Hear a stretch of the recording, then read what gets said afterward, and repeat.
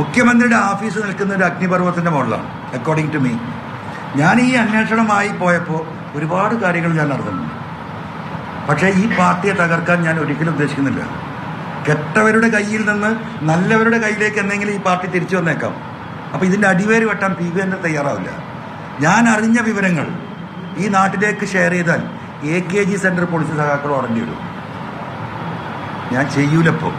പക്ഷെ എൻ്റെ മേത്തേക്ക് എടുത്താലുണ്ടല്ലോ, എൻ്റെ ശരീരത്തിലേക്ക് എടുക്കാൻ, എന്നെ കള്ളക്കേസിൽ കൊടുക്കാനാണ് പരിപാടിയെങ്കിൽ, എന്നെ കൊല്ലാനാണ് പരിപാടിയെങ്കിൽ, അപ്പോൾ നമുക്ക് നോക്കാം. കാരണം ഞാൻ ഈ തെളിവ് കീശി വെച്ച് നടക്കില്ല.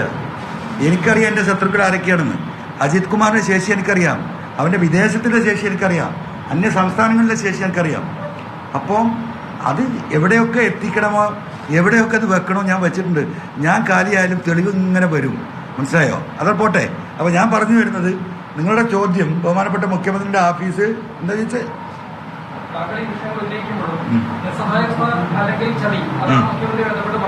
അത് എന്നേറ്റുണ്ടായി എന്നെ കാര്യം. അതൊരു പ്രപഞ്ച സത്യമല്ലേ? മുഖ്യമന്ത്രിയുടെ അറിവില്ലാതെ ഈ കോലത്തിൽ നടക്കുമോ? ഒരു ദിവസമല്ലല്ലോ, 3 കൊല്ലമായിട്ട് നടക്കുന്ന ഈ പറയുന്ന ഈ തോന്നിവാസം ഇന്റലിജൻസ് ഇല്ലേ, സ്പെഷ്യൽ ബ്രാഞ്ചില്ലേ, വിജിലൻസ് ഇല്ലേ, കേന്ദ്ര ഏജൻസികളില്ലേ, നാട്ടുകാരില്ലേ, പാർട്ടിക്കാരില്ലേ? പബ്ലിക്കായിട്ടല്ലേ കരിപ്പൂർ അടിച്ചു പോണ്. 10 മണി കഴിഞ്ഞാൽ കരിപ്പൂർ ആ റോഡ് ബ്ലോക്ക് ചെയ്യണമല്ലേ, ലൈറ്റ് ഓഫ് ചെയ്യണം. എവിടെ ഒരു നിയമമല്ല. സ്ട്രീറ്റ് ലൈറ്റ് ഓഫ് ചെയ്യണം, കടകൾ ഓഫ് ചെയ്യണം. സുജിത് ദാസിന്റെ ഓർഡറാ. എന്റെ ഫോണിലുണ്ട്, ഇതിനൊക്കെ പല പത്രക്കാരും ഇടപെട്ടതാ. അങ്ങനെ സ്വന്തമായി ഒരു നിയമം ഉണ്ടാക്കി കസ്റ്റംസിന് കൊടുക്കേണ്ട പിടിക്കുന്ന സ്വർണം കസ്റ്റംസിന് കൊടുക്കാതെ 102 CRPC ഉപയോഗിച്ച് കളവ് മുതലാണെന്ന സംശയത്തിൽ കോടതിയിൽ കൊണ്ട് ഹാജരാക്കി ഇത് വെട്ടി തിരുത്തി അതിനെ തൂക്കെടുത്തു പോകണം. ഇതുവരെ അന്വേഷിക്കാറില്ല. നാളെ ഞാനെല്ലാവരും ഞാനൊരു കാര്യം തട്ടാനിന്റെ കാര്യം നാളെ ഉണ്ണിന്റെ സ്വത്ത് ഞാൻ നേരത്തെ കാണിച്ചിരുന്നു. ഒരു ഘട്ടത്തില്ലല്ലോ.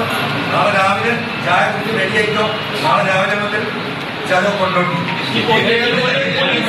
തെളിവ് തരാം.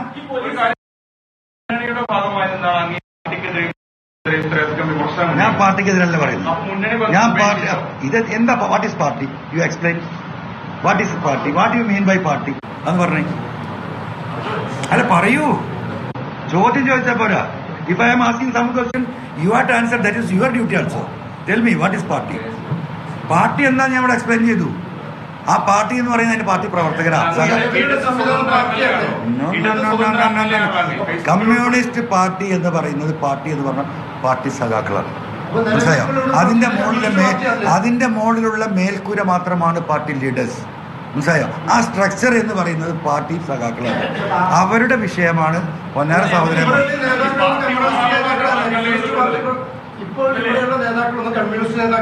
സൂപ്പർ നേതാക്കളാണ്, പക്ഷെ കാലിൽ ചെങ്ങലുണ്ട്, ഉച്ചവലം കാണും.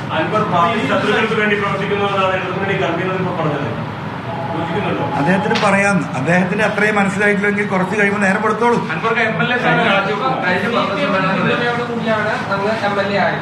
ഇനി ഇത്രയും വിമർശനം ഉന്നയിച്ചുകൊണ്ട് ഇതേ രീതിയിൽ മുന്നോട്ട് പോകുമോ അതോ പാർലമെന്ററി പാർട്ടിയിൽ നിന്നെങ്കിലും മാറി നിൽക്കുമോ? ഒന്നും പറയാനായിട്ടില്ല. നിങ്ങൾക്ക് അതിൽ ലേശം തിരക്കുണ്ടാവും.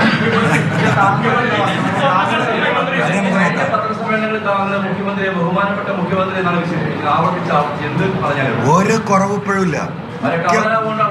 മുഖ്യമന്ത്രിക്ക് അതിൽ പരിപൂർണമായ മുഖ്യമന്ത്രിക്ക് അതിൽ ബഹുമാനം ഉണ്ട്. അതിൽ യാതൊരു തർക്കമില്ല.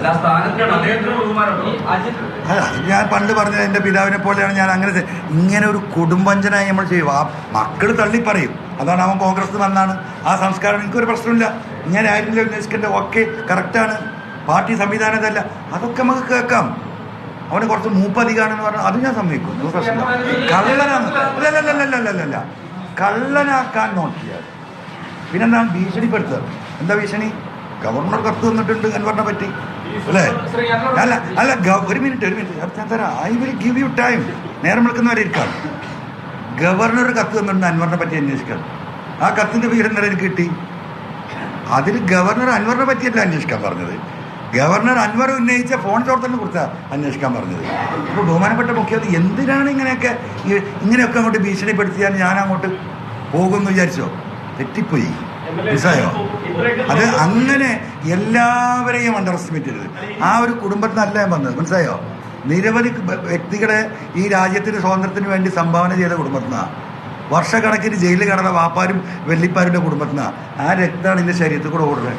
മനസ്സിലായോ? അപ്പോൾ അങ്ങനെയുള്ള ഊമാച്ചി കാണിച്ചിട്ട് അതിനാരും വരണ്ട. ഞാൻ ഈ ഭൂമിയിൽ കീഴ്പ്പെടുന്നുണ്ടെങ്കിൽ ഞാൻ ആവർത്തിച്ച് പറയുന്നുണ്ട്, ഈ ഭൂമിയിൽ PV അൻവർ ആർക്കെങ്കിലും കീഴ്പ്പെടുന്നുണ്ടെങ്കിൽ ഈ പറയുന്ന ദൈവത്തിനും ഈ പാവപ്പെട്ട മനുഷ്യർക്കും ഈ പാർട്ടിക്കാർക്കും മുമ്പിൽ ഞാൻ കീഴ്പ്പെടുള്ളൂ. ഒരു കൊമ്പനും കുത്താനും ഇങ്ങോട്ട് വരണ്ട. മുമ്പും പറഞ്ഞിട്ടുള്ളതാണ്, കൊമ്പുമായി ഇങ്ങോട്ട് വരണ്ട എന്നുള്ളത്. അതിൽ ഒരു വിട്ടുവീഴ്ച കാര്യത്തിലില്ല.